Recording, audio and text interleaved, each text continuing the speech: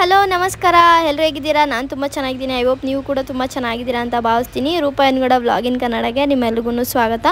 ಈ ವ್ಲಾಗ್ ಬಂದು pre wedding shoot work day vlog ಅಂತಲೇ ಹೇಳ್ಬೋದು. ಇವತ್ತು ಒಂದು ಪ್ರೀ ವೆಡ್ಡಿಂಗ್ ಶೂಟ್ ಇದೆ, ಹಾಗಾಗಿ ಇವತ್ತು ಹೋಗ್ತಾ ಇದ್ದೀವಿ. ಅರ್ಲಿ ಮಾರ್ನಿಂಗ್ ಎದ್ದು ಮೇಕೋವರ್ ಎಲ್ಲ ಮುಗಿಸ್ಕೊಂಡು ಇವಾಗ ನಾವು ವಿಧಾನಸೌಧ ಹತ್ರ ಫಸ್ಟ್ ಶೂಟ್ ಇದೆ ಲೊಕೇಶನ್ನು. ಇಲ್ಲಿ ರೆಟ್ರೋ ಲುಕ್ ಫೋಟೋಶೂಟ್ ಮಾಡಬೇಕು ಅಂತ ಹೇಳ್ಬಿಟ್ಟು ಫಸ್ಟ್ ಲೊಕೇಶನ್ನು ಫೋಟೋಗ್ರಾಫರ್ ಇಲ್ಲಿ ಹೇಳಿದರು. ಹಂಗಾಗಿ ಮನೆಯಲ್ಲೇ ಮೇಕೋವರ್ ಎಲ್ಲ ಮಾಡಿಕೊಂಡು ಇವಾಗ ನಾವು ಇಲ್ಲಿ ವಿಧಾನಸೌಧ ಹತ್ರ ಬಂದಿದ್ದೀವಿ. ಇವಾಗ ಫೋಟೋಶೂಟ್ ನಡೀತಾ ಇದೆ ರೆಟ್ರೋ ಥೀಮ್ದು. ಅವ್ರ ಕಾನ್ಸೆಪ್ಟ್ ಎಲ್ಲ ಮಾಡಿಟ್ಕೊಂಡಿದ್ರು, ಅದ್ರ ಪ್ರಕಾರ ನಾವು ಇವಾಗ ಶೂಟ್ನ ಮಾಡ್ತಾಯಿದ್ದೀವಿ. ಫಸ್ಟ್ ಬಂದು ರೆಟ್ರೋ ಲುಕ್ಕು ಸಿಂಪಲ್ಲಾಗೆ ರೆಡಿಯಾಗಿದ್ದಾರೆ. ಸಿಂಪಲ್ ಹೇರ್ ಸ್ಟೈಲ್ ಮಾಡಿದೆ, ಸ್ಯಾರಿ ನಾರ್ಮಲ್ ಸ್ಯಾರಿ ಮತ್ತು ಬುಕ್ಕು ಮತ್ತು ಒಂದು ಪರ್ಸ್ ಥರ ಅದಕ್ಕೆ ಹೇಳಿದರು. ಅದೇ ಥರನೇ ಇವಾಗ ಶೂಟ್ ನಡೀತಾ ಇದೆ. ಆ್ಯಂಡ್ ಇಲ್ಲಿ ಅರ್ಲಿ ಮಾರ್ನಿಂಗ್ ಜಾಸ್ತಿ ವೆಹಿಕಲ್ಸ್ ಇರಲ್ಲ ಅಂತ ಹೇಳ್ಬಿಟ್ಟು ಫಸ್ಟ್ ಇಲ್ಲಿ ಪ್ರಿಫರ್ ಮಾಡಿ ಫಸ್ಟ್ ಇಲ್ಲಿ ಮುಗಿಸ್ಕೊಂಡ್ವಿ.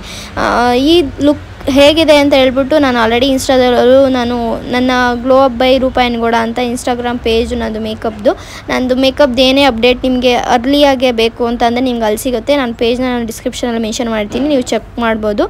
ವ್ಲಾಗ್ ಸ್ವಲ್ಪ ಬರೋದು ಲೇಟ್ ಆಗುತ್ತೆ, ಆದರೆ ಇನ್ಸ್ಟಾಗ್ರಾಮಲ್ಲಿ ನಾನು ಡೇ ಟು ಡೇ ಅಪ್ಡೇಟ್ನ ನಾನು ಅಲ್ಲಿ ಮಾಡ್ತಾಯಿರ್ತೀನಿ, ಅಲ್ಲಿ ಚೆಕ್ ಮಾಡ್ಬೋದು. ಆ್ಯಂಡ್ ನೆಕ್ಸ್ಟು ನಾವು ಅಲ್ಲಿ ಮುಗಿಸ್ಕೊಂಡು ವಿಧಾನಸೌಧ ಹತ್ರ ಇಲ್ಲಿ MG ರೋಡ್ ಹತ್ರ ಬಂದು ಇಲ್ಲಿ ಸೆಕೆಂಡ್ ಶೂಟ್ನ ಮುಗಿಸ್ಕೊಂಡ್ವಿ.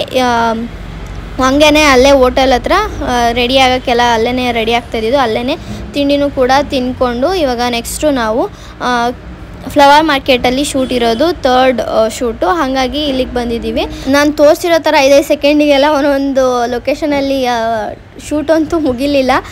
ಹಿಡೀತು ಅಂದರೆ ತುಂಬಾ ಟೈಮ್ ಹಿಡಿಯುತ್ತೆ. ಅಂದರೆ ಫೋಟೋಗ್ರಾಫರ್ಗೆ ಈ ಥರ ಕ್ಲಿಪ್ಪಿಂಗ್ ಬರಲೇಬೇಕು ಅಂತ ಅವ್ರ ಮೈಂಡಲ್ಲಿ ಇರುತ್ತಲ್ವ. ಇವಾಗ ನಮಗೆ ನಾವು ಯಾವ ಥರ ಮೇಕಪ್ ಲುಕ್ ಮಾಡಬೇಕು ಅಂತಿರ್ತೀವೋ ಅದೇ ಥರ ಬರಬೇಕು ಅಲ್ವಾ, ಅದೇ ಥರ ಅವ್ರಿಗೂ ಕೂಡ ಇರುತ್ತಲ್ವ.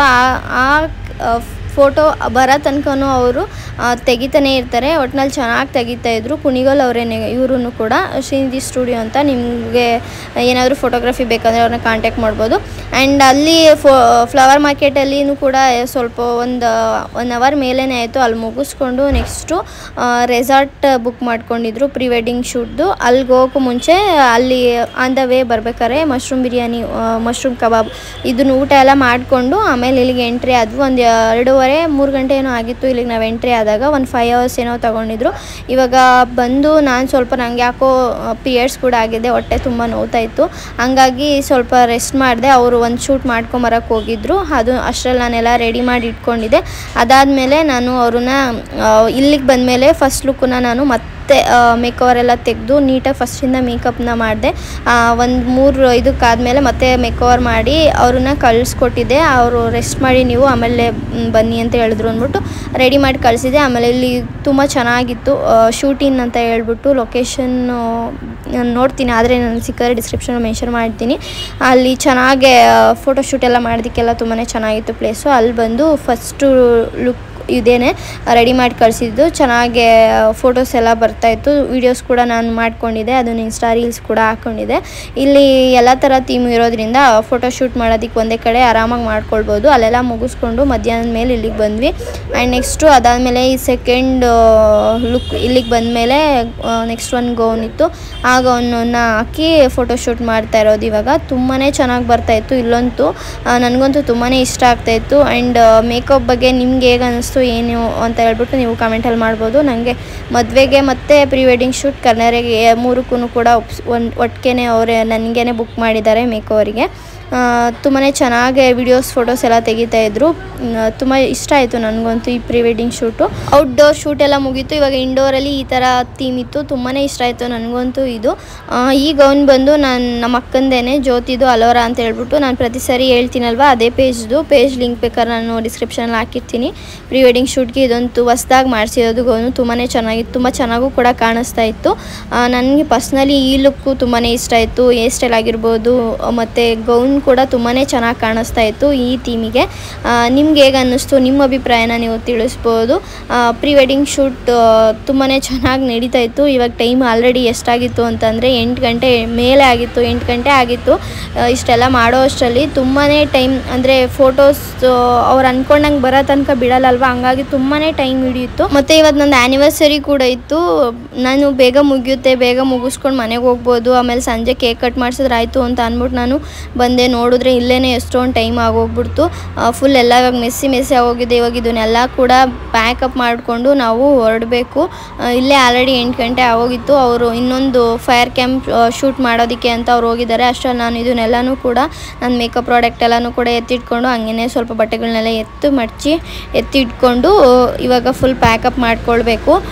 ಟೈಮ್ ಕೂಡ ಆಗಿದೆ. ಇವತ್ತು ಆ್ಯನಿವರ್ಸರಿ ಸೆಲೆಬ್ರೇಷನ್ ಕೂಡ ಸುಮ್ಮನೆ ವಿಶ್ ಮಾಡ್ಕೊಂಡಿದ್ದಾಯಿತು. ಸಲ ಸ್ವಲ್ಪ ಗ್ರ್ಯಾಂಡಾಗಿ ಸೆಲೆಬ್ರೇಷನ್ ಮಾಡ್ಕೊಂಡಿದ್ವಿ. ಈ ಸರಿ ಸೆಲೆಬ್ರೇಷನ್ ಎಲ್ಲ ಏನು ಮಾಡ್ಕೊಳ್ಳೋದಕ್ಕಾಗಲಿಲ್ಲ. ಮತ್ತು ಇವಾಗೆಲ್ಲ ಪ್ಯಾಕಪ್ ಮಾಡಿಕೊಂಡು ಇವಾಗ ಮನೆ ಕಡೆಗೆ ಓಡ್ತಾ ಇದ್ದೀವಿ. ಫುಲ್ ಟಯರ್ಡ್ ಆಗೋಗಿತ್ತು. ಆಲ್ರೆಡಿ ಒಂದು 8:15 ಆಗೋಗ್ಬಿಟ್ಟಿತ್ತು ನಾವು ಇಲ್ಲಿಂದ ಹೊರಟಾಗ. ಎಲ್ಲ ಪ್ಯಾಕ್ ಮಾಡಿಕೊಂಡು ಇವಾಗ ನೆಲಮಂಗ್ಲಕ್ಕೆ ಬಿಡ್ಸ್ಕೊತಾ ಇದ್ದೀನಿ. ನೆಲಮಂಗ್ಲದಿಂದ ಬಸ್ ಸಿಗುತ್ತೆ ಕುಣಿಗಲ್ಗೆ ಹೋಗಿ ಅಲ್ಲಿಂದ ಅಪ್ಪಂಗೆ ಕಾಲ್ ಮಾಡಿದ್ರೆ ಅಪ್ಪ ಬಂದು ಪಿಕ್ ಮಾಡ್ತಾರೆ. ಆದ್ರೂ ಬೈದರು, ಇಷ್ಟು ಕತ್ಲೆಲೆಲ್ಲ ಬೇಕಾ ಅಂತ. ಏನು ಮಾಡೋಕ್ಕಾಗಲ್ಲ, ಒಪ್ಕೊಂಡಿರ್ತೀವಿ, ವರ್ಕ್ ಅಂದಮೇಲೆ ಮಾಡಲೇಬೇಕಾಗಿರುತ್ತೆ. ಹಂಗಾಗಿ ಹಗಲು ಒಂದಿರ ರಾತ್ರಿ ಅಂದಲ್ಲ ಸ್ವಲ್ಪ ಕಷ್ಟ ಪಡಲೇಬೇಕು, ಸ್ವಲ್ಪ ದಿನ ಅಲ್ವಾ. ಹಂಗಾಗಿ ಏನು ದಿನ ಇರಲ್ಲ, ಒಂದಿನ ಅಲ್ವಾ ಅಂತ ಹೇಳ್ಬಿಟ್ಟು ಇವತ್ತಿನ ಶೂಟು ಕಂಪ್ಲೀಟಾಗೆ ಮುಗಿಸಿದ್ದೀನಿ.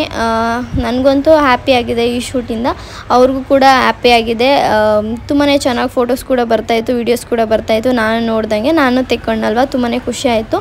ಚೆನ್ನಾಗಿತ್ತು ಪ್ರೀ ವೆಡ್ಡಿಂಗ್ ಶೂಟು. ಲೊಕೇಶನ್ ಒಂದು ಕಡೆ ಸೆಲೆಕ್ಟ್ ಮಾಡಿದ್ರೆ ನಿಮ್ಗೆ ಆರಾಮಾಗಿ ನೀವು ಫೋಟೋಶೂಟ್ನ ಮಾಡಿಸ್ಕೊಳ್ಬೋದು.